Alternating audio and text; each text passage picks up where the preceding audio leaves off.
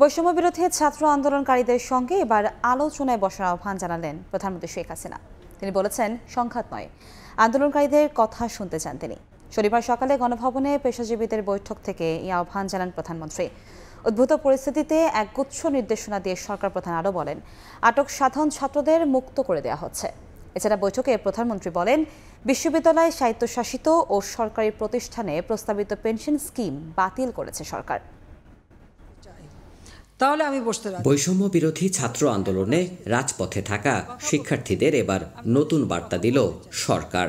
তাদের কথা শুনতে চাই। শনিবার সকালে গণভবনে চিকিৎসক, প্রকৌশলী, সাংবাদিক, আইনজীবী, রাজনীতিবিদ, অর্থনীতিবিদ সহ বিভিন্ন পেশায় সম্পৃক্তদের নিয়ে গঠিত পেশাজীবী সমন্বয় পরিষদের কেন্দ্রীয় নেতারা বৈঠক করতে গেলে সেখান থেকেই একগুচ্ছ নির্দেশনা দেন প্রধানমন্ত্রী। সরকার প্রধান বলেন, সহিংসতা নয়, গণভবনের দরজা সব সময় খোলা।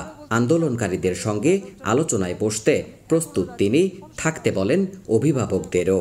গণভবনের দরজা খোলা। আন্দোলনকারীরা যদি আলোচনা করতে চায়, আমি এখনও রাজি। যে কোনো সময় তারা আসতে পারে, আলোচনা করতে পারে, দরকার হলে তাদের গার্জিয়ানদের নিয়েও আসতে পারে। শেখ হাসিনা জানান, বিশ্ববিদ্যালয়, স্বায়ত্তশাসিত ও সরকারি প্রতিষ্ঠানে প্রস্তাবিত পেনশন স্কিম বাতিল করা হয়েছে। বিশ্ববিদ্যালয়, স্বায়ত্তশাসিত প্রতিষ্ঠান এবং প্রজাতন্ত্রের সকল বেতনভোগ কর্মচারীদের ক্ষেত্রে সার্বজনীন পেনশন ব্যবস্থায় অংশগ্রহণের বাধ্যবাধকতা বাতিল করে দিয়েছি।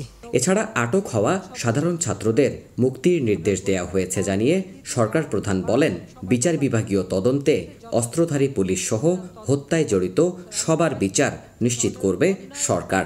হত্যাকাণ্ড যারাই ঘটাক, তারা তো আমার দেশের নাগরিক।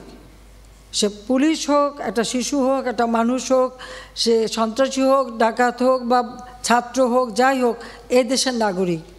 আমি এর যথাযথ তদন্ত করে তাদের বিচার হবে, আমি সেটাই চাই। অ্যারেস্ট যারা করা হয়েছে তাদের মধ্য থেকে যারা ছাত্র ছিল, পরীক্ষার্থী, তাদের সবাইকে কিন্তু জামিন দিয়ে ছেড়ে দেওয়া হয়েছে। হতাহত এবং সহিংসতায় জড়িত কাউকেই ছাড় না দেওয়ার দৃঢ় অঙ্গীকার প্রধানমন্ত্রীর। রংপুরে একটা ঘটনা ঘটেছে, যে পুলিশ দায়ী সেই পুলিশকে সাসপেন্ড করা হয়েছে এবং তার বিরুদ্ধে তদন্ত হচ্ছে এবং তার বিচার হবে। দেবাশিস রায়, সময় সংবাদ, ঢাকা। ২০ বছর আগে বাংলাদেশ কেমন ছিল সেই দিকে দৃষ্টিপাত করতে তরুণদের প্রতি আহ্বান জানিয়েছেন প্রধানমন্ত্রী শেখ হাসিনা। রাতে গণভবনে বিভিন্ন উচ্চশিক্ষা প্রতিষ্ঠানের শীর্ষ শিক্ষকবৃন্দের সঙ্গে বৈঠকে বক্তব্য রাখেন প্রধানমন্ত্রী। শনিবার রাতে ছাত্র আন্দোলনের বর্তমান উদ্ধত পরিস্থিতিতে দেশের সরকারি বেসরকারি বিশ্ববিদ্যালয়গুলোর উপাচার্য, রাজধানীর বিভিন্ন কলেজের অধ্যক্ষবৃন্দের সঙ্গে মতবিনিময় সভা করেন প্রধানমন্ত্রী। বৈঠকে উপস্থিত শিক্ষাবিদদের বিভিন্ন মতামত জানতে চান তিনি। শিক্ষা প্রতিষ্ঠানগুলোতে আবারও স্বাভাবিক কার্যক্রম শুরুর বিষয়েও দিক নির্দেশনা দেন। অশুভ শক্তির কবল থেকে শিক্ষার্থীদের ফিরিয়ে আনতে উচ্চশিক্ষা প্রতিষ্ঠানগুলোর শিক্ষকগণ একত্রতাবোধ হয়েছেন বলে জানা গেছে।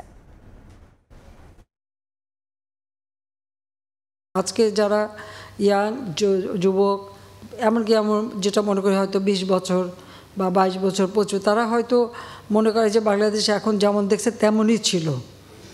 কিন্তু মাত্র 2008 সালের বাংলাদেশও যদি তারা চিন্তা করতো, দেখতো তারা এই বাংলাদেশ সে বাংলাদেশ ছিল না।